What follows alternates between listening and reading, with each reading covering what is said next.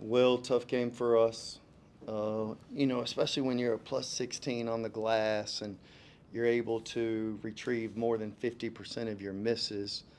And then, for the most part, keep turnovers low. Didn't reach double digits, only ended up with 9. And then they had not won a game if they had not rebounded more than 33% of theirs. And so to hold them to 32 was a quality job given the fact that they were 47 at half. But I really thought that this thing, it was the one-on-one ISO opportunities with C.J. Walker, his 28. And it was against a really good defender, obviously, in Quincy Ballard. And R.J. Felton, 6 for 9 in the last game from three, 3 for 6 tonight. And the biggest one late. I knew with 4.1 on the clock, that was probably a little bit too much time for his ability one-on-one. And you tip your hat to C.J. Walker for how he played and who he did it against. And we have to do better than 5 for 10 from the free throw line because if you look at the Temple loss with 57% from the free throw line, and that's a two-possession game, and then tonight obviously being a one-possession game, we need to convert those opportunities. Coach, just if you could take us through just like the emotional roller coaster of those last 10 seconds, think you might be headed to overtime, then you see it go in. Just that's got to just be a gut punch, right? Well, to be honest with you, I always, even when we were down 12 with at that first meeting, I still thought we were going to win the game. Just thought we were going to be able to put enough together in order to do it. I thought we missed a number of easy ones early, and thought we could regroup and get that done there in the second half, and it just didn't happen. I mean, I was a little worried when I saw R.J. Felton with the ball bringing it up, just because I mean, he's the best player on their team, and a guy like that just delivering the way that he did. So that was tough, and I'd have to go back and look at the film to see. I know we were in front. I'm not sure if we contested. Like Taylor kind of talked about that last 10 seconds, whether it be Justin driving on that last 10 seconds or the other end on defense. Is that something that you guys practice at all, or are able to practice? Kind of that scramble drill, the last 10 seconds, nobody's got a timeout, and you got the game on the line. Yeah, quite a bit. Not only practice it, but we probably do film over it twice a week. So, yeah, that's a scenario that we were pretty prepared for. At ECU, I mean, they've really struggled behind the arc as a team. I think 47% tonight, 11. I think that was a season high for them. Is this a case of bad defense again, or were you Don't know. I mean, I know that. I mean, if you look, Jan Farrell, that's what he does, right? All 7 of his shots were threes. I thought we ran away from the ball, Bijan specifically there in the first half on a right wing one. He caught one in transition that was a pretty clean look.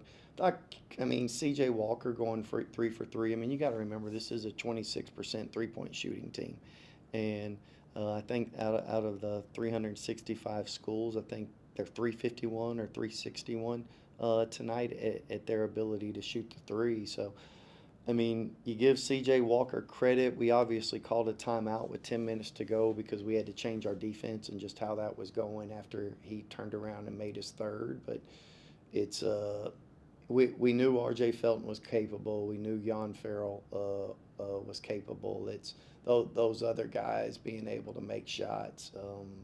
Just that turned around, and again, a lot of those guys are off their bench. I mean, getting outscored 43-3 from the bench, and we just couldn't get much production there, and that's why we ended up having to play Justin the entire second half. Is that was just too much of a hole to overcome when we were going to our bench. You mentioned, I mean, that's a tough matchup for Q, smaller guy, more agile.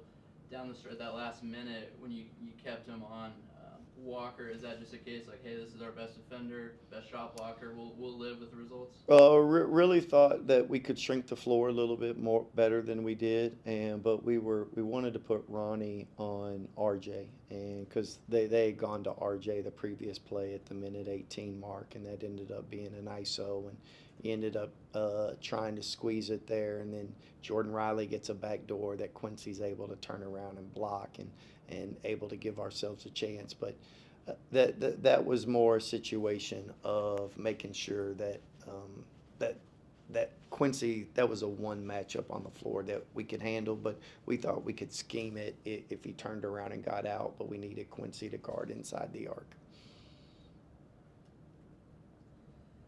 I guess just from the team's fight, get down 12 in the second half, for them to claw back and just felt like you guys were like finding ways. You know, each time they would score, you guys would find an answer. What did you like? Obviously you don't like getting in a 12-point hole, but from there on out, like what stood out to you about this team? Yeah, I thought Corey's motor was great. Obviously, finishing with 19 and 18 is probably indicative of just how much of his motor. I thought Ronnie was impactful, especially defensively. I mean, you can look from a plus-minus side. I mean, he's a +4. I know Q got tired, and there were some opportunities there where he turns around and goes on a 1. But I mean, if this is not a knock on Mate, but I mean, it's a 19-point difference. We can't have a 19-point difference between Q and Mate in regards to play there. So we've got to be a little bit better about how we utilize our bench in that situation. But for the most part, I thought, we were able to get enough done offensively to give ourselves a chance. And again, I go back to 5 for 10 from the free throw line. We've got to be better there. Mm-hmm. In a game like that, against a zone where it's a really physical game, but you don't get to the free throw line much, just some whistles not going your way.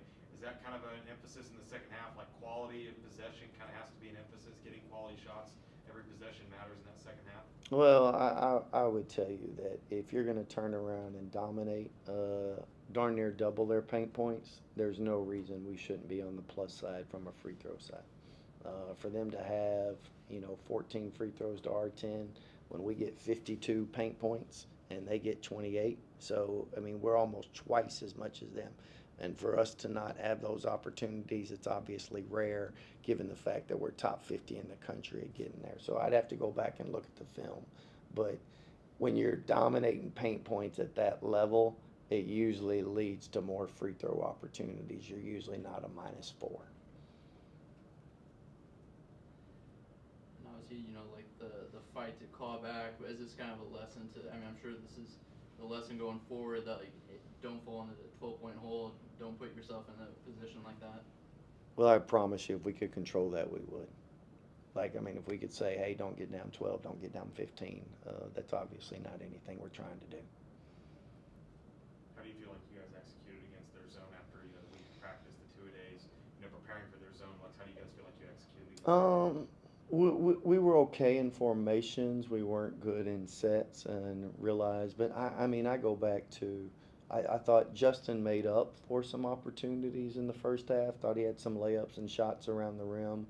I mean, there's some mind things that you got to do. Like Ronnie can't get a goaltend off a foul. Like that, we've got to have way more discipline there. There's some post defense that we could probably that I know that we can clean up. But it is a situation where we were better out of formations than we were out of sets. Anything else? Thanks, guys.